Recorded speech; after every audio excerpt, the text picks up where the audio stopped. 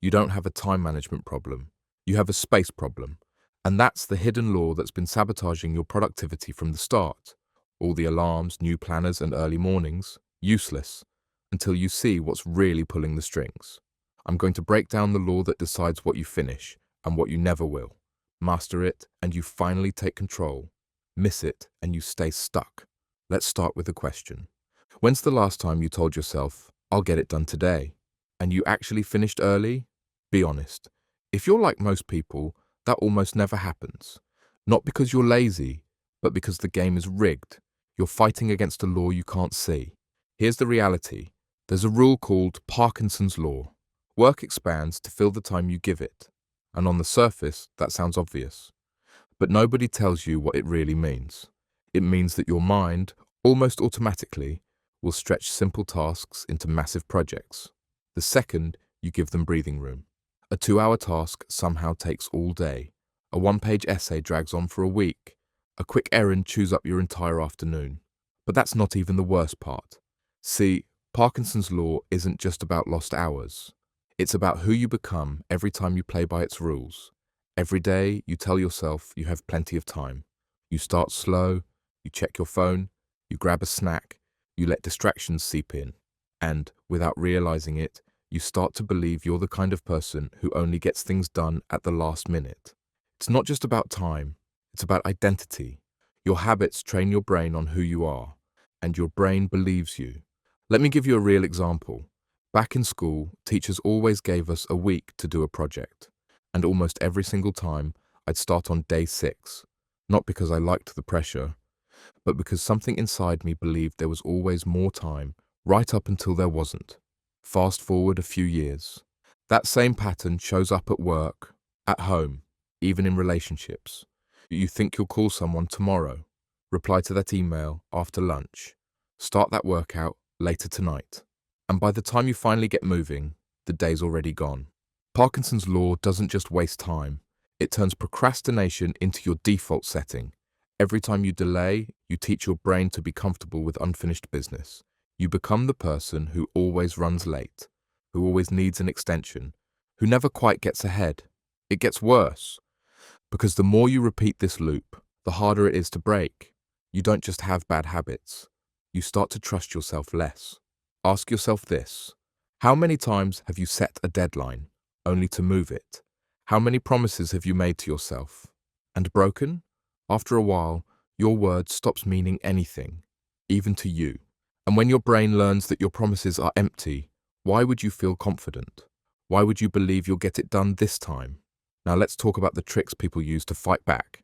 Buying a new planner, making color-coded lists, setting 3 alarms, downloading habit apps. All of these are bandages on a bullet wound, because the law is still there, stretching your work to the edges of your space, whispering, you've got time. Take it slow, start later. You see it with students who stay up all night before an exam, with freelancers who always need one more day, with guys in the gym staring at their phones between sets, telling themselves the workout will pick up in a minute.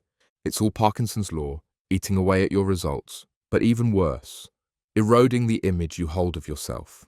You start to believe you're someone who can't focus, who always slips behind, who just isn't wired for discipline. But here's the tension.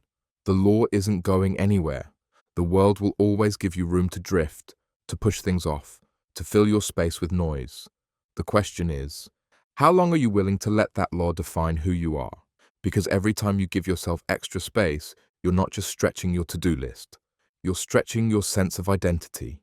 You're teaching yourself that you need more time, that you can't trust your own word, that you're always playing catch-up. It gets to the point where starting early feels wrong, where finishing ahead of schedule feels impossible, where you almost need the adrenaline of a deadline just to get moving. That's how deep this law runs. But here's the thing. You're not powerless. You just need to see the trap for what it is. This isn't about finding the perfect routine or buying another productivity course. It's about shrinking the space you allow your work to fill and becoming the kind of person who acts before the pressure kicks in. That's where the shift begins. And once you see it, you can't unsee it. Let's push this to its peak, because here's where most people mess up. They think beating Parkinson's law is about hustling harder or just wanting it more. That's a trap. The more space you give your work, the more room it will take. That's not a lack of willpower. It's human nature. It's what your brain is wired to do. And as long as you keep falling for it, you'll keep living the same cycle. Another planner, another miracle morning, another year gone by with nothing actually changing. This law isn't waiting for you to get motivated. It's waiting for you to shrink your space. But here's the turning point. What if you made the space smaller on purpose? What if, instead of letting work expand to fill your whole day, you boxed it in, gave it nowhere to hide, nowhere to stretch? Because the secret isn't in adding more time or trying to squeeze 20 hours out of a day. It's in setting sharp, short, even impossible limits, and then sticking to them like your life depends on it. You want to see real productivity? Don't give yourself a week to write that paper. Give yourself 2 hours, no distractions, and a hard stop. Don't block out all afternoon for emails. Set a timer for 30 minutes and close your inbox when it dings. At first, it feels uncomfortable. Your brain will fight you, make excuses, try to stretch those old habits back out. But every time you hold the line, you prove to yourself that you can finish what you start, on your terms, not on Parkinson's. And here's where it gets powerful. This is no longer just a productivity trick. This is about your identity. Every time you set a sharp boundary and hit it, you're teaching yourself something. You are not the person who needs endless time. You are not the guy who always runs late or needs an extension.